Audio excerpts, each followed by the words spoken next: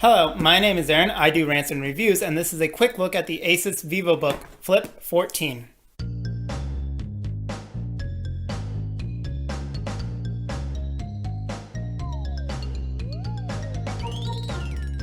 Alright, so first off, apologies about the background. The plants are just going through a rough time right now, so yeah.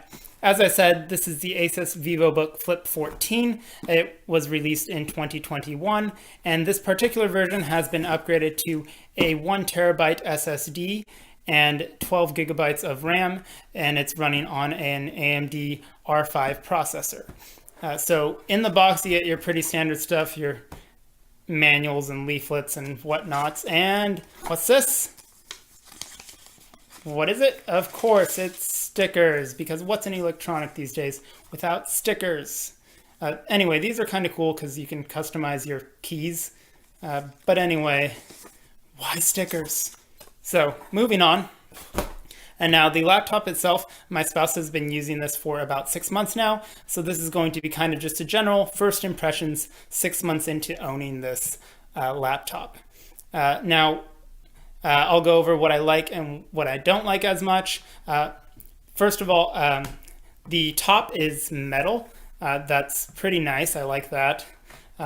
Unfortunately, the bottom and the rest of the casing is plastic. So that seems to be kind of the trend these days. Either you get the bottom metal or the top metal, but not both unless you purchase a much more expensive laptop. Now, as far as ports are concerned, you get one normal USB port here. On this other side, you get another standard USB port, plus a USB-C, an HDMI, and a micro SD card slot, plus a headphone jack. And this part I do not like, so this is definitely a con in my opinion, which is that it has a proprietary charger. It has USB-C. I feel like they cheaped out on that. They easily could have included USB-C charging, so I'm kind of annoyed that even as new as last year, they hadn't switched over to USB-C. I feel like that's kind of a cheap way to go on that. So as far as the keyboard is concerned, the keyboard feels good. It feels like a real keyboard, and it helps that the hinge lifts it up off the table, so it actually lifts the entire laptop at an angle, which feels really nice. One drawback to that is that it does make it a little bit kind of springy in the middle, because again, the laptop has been pulled up for a better angle, but you might notice that it just kind of flexes a little bit, but not to the point where I really notice it. The enter key is green. I guess that's kind of a fun feature. I almost wish it had been glow in the dark, but anyway, now with the trackpad is good.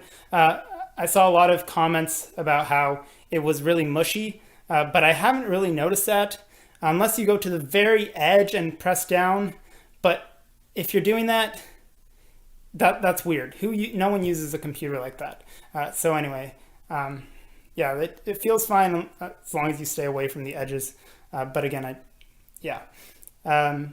so the screen is great. I have no complaints about the screen.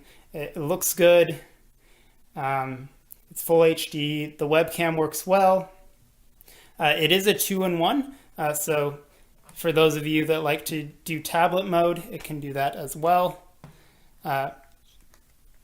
And yeah, I don't typically use tablet mode on my laptops, but my spouse does.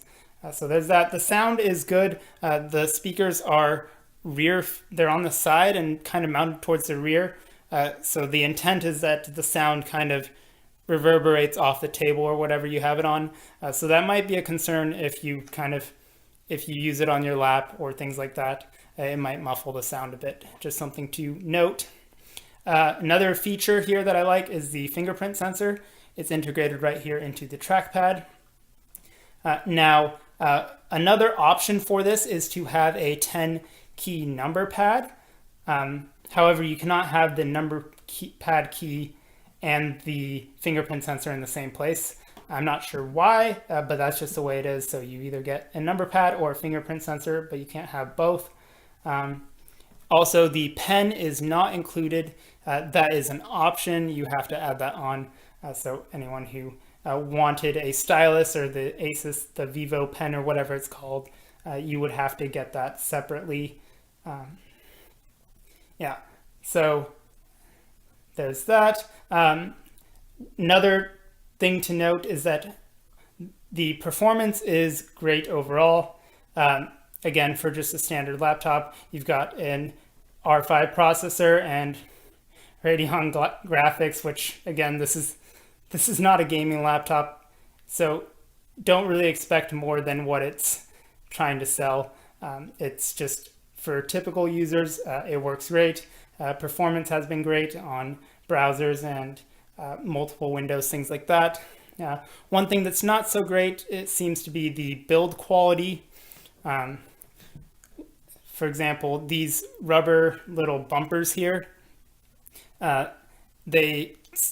of them have already fallen off, and that's kind of unfortunate because I feel like they shouldn't have fallen off this early on, but just something to note, if you use this in tablet mode, just be careful dragging it around because you might lose your little rubber bumpers there.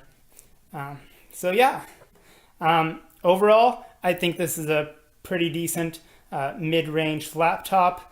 Again, it's not trying to sell you anything more than what it is, and it works well. Oh, almost forgot.